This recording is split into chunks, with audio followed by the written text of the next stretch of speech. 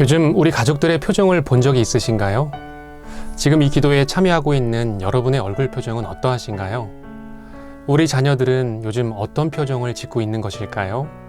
웃을 일이 없다라는 말을 많이 하게 되는 요즘입니다. 코로나 시대가 오면서 이 교회 학교 온라인 공과 공부 중 아이들에게 물어보았습니다.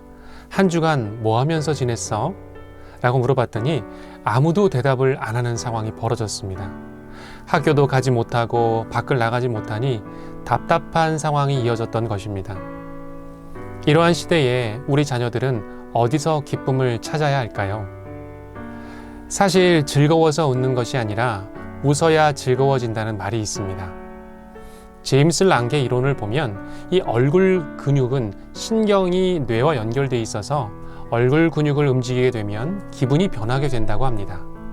물론 억지로 웃는 것이 이상할 수도 있겠지만 얼굴 근육을 움직이는 것만으로도 호르몬이 분비되어 기분이 전환된다고 합니다. 그러나 이건 역시 임시적인 기쁨에 불과합니다. 우리가 살고 있는 시대는 이 사람의 욕망을 부추기는 문화가 지배하고 있습니다. 일시적인 기쁨이 우리가 추구해야 할 이상처럼 만들고 있는 것이죠. 이것을 가져야지만 행복하고 그것을 먼저 가지면 남들보다 더 큰 즐거움을 소유하게 된다라는 유혹을 합니다. 그래서 이 세상은 가장 많은 것을 가진 사람이 멋진 삶을 사는 것처럼 여기고 모두 그것을 부러워하며 쫓아가고 있습니다. 우리도 사실 이 함정에 많이 빠져 있죠. 조금 더 큰 집, 조금 더 큰 차, 조금 더 큰 무엇인가를 바라보고 달려가게 됩니다. 이 조금 더라는 달콤한 신기루가 계속 앞에 있어서 만족을 느끼지 못하게 합니다. 그래서 우리 자녀들의 꿈이 이 월세를 받는 건물주라는 이야기를 들을 때 참 마음이 아픕니다. 기독교에서는 이 열망 자체를 없어야 될 것으로 여기지 않습니다.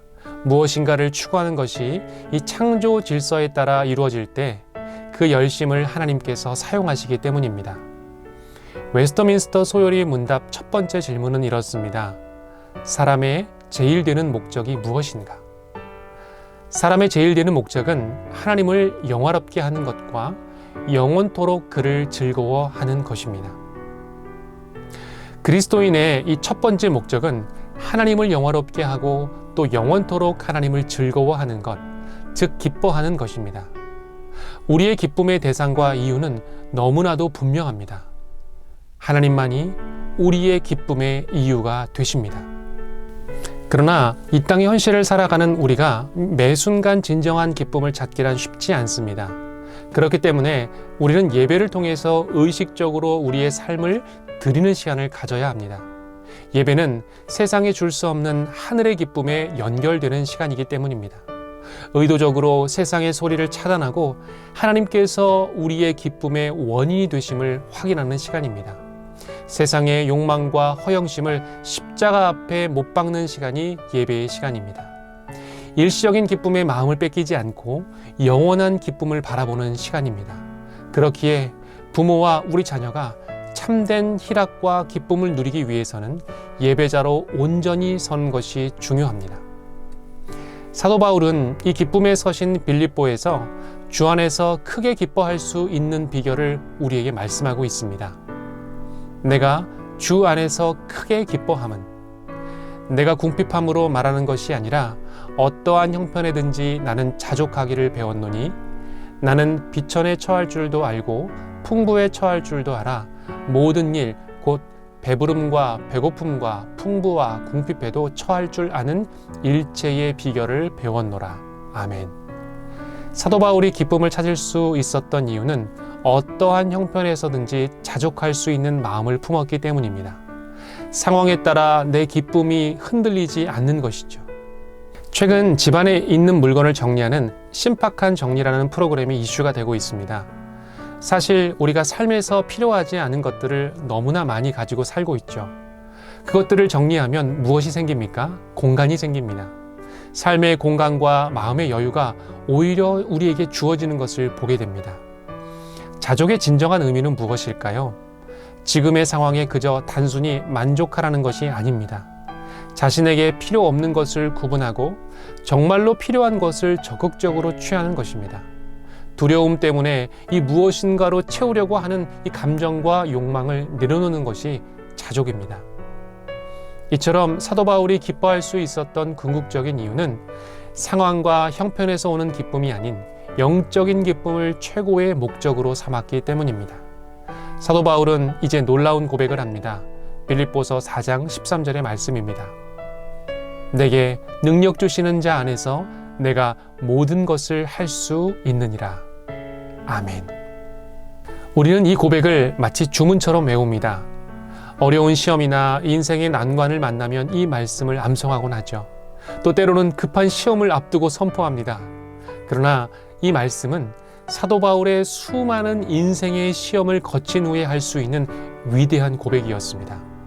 오직 주님 안에서 참된 기쁨을 누렸던 바울은 이 놀라운 영적인 비밀을 깨닫게 되었습니다. 시편 40편에 다윗은 도저히 기뻐할 수 없는 상황에 놓이게 됩니다. 그 상황을 기가 막힐 웅덩이와 수렁이라는 표현을 쓸 정도로 절망적인 상황인 것을 보게 됩니다. 그럼에도 다윗은 나를 그곳에서 끌어올리시고 내 발을 반석 위에 두셨다라고 고백합니다. 3절에 이렇게 말씀합니다.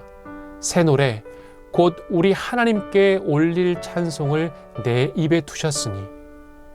다윗은 깊은 절망의 상황에서도 입술에서 찬송이 떠나지 않았습니다. 찬송은 기쁨이 사라져 있는 내 영혼을 향한 선포이기 때문입니다. 시편 146편 1절에서 할렐루야 내 영혼아 여호와를 찬양하라. 지금 찬양하기가 어렵고 내 감정과 상황은 어렵지만 내 영혼이 찬양하도록 내 영혼을 향해 선포하는 것입니다.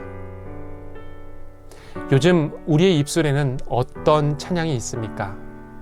우리 가정에는 찬양이 울려 퍼지고 있습니까? 우리가 기쁨이 사라진 이유가 혹시 찬양이 우리의 입술에서 사라졌기 때문은 아닐까요?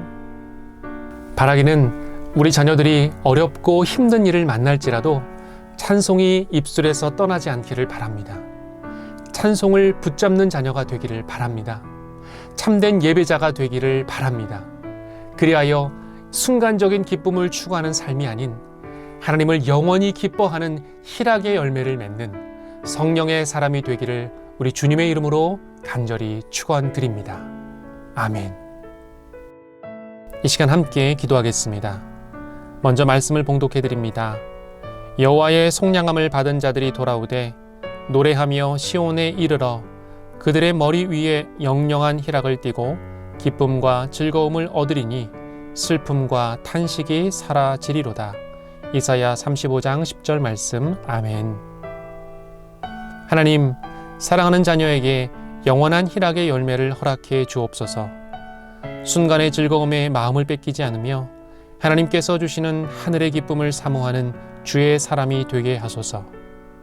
예수님, 사랑하는 자녀가 슬픔과 탄식을 마주하는 순간마다 동행하셔서 회복의 주님, 구원의 주님을 바라보며 주님이 허락하신 새 소망의 기쁨으로 승리하게 하소서.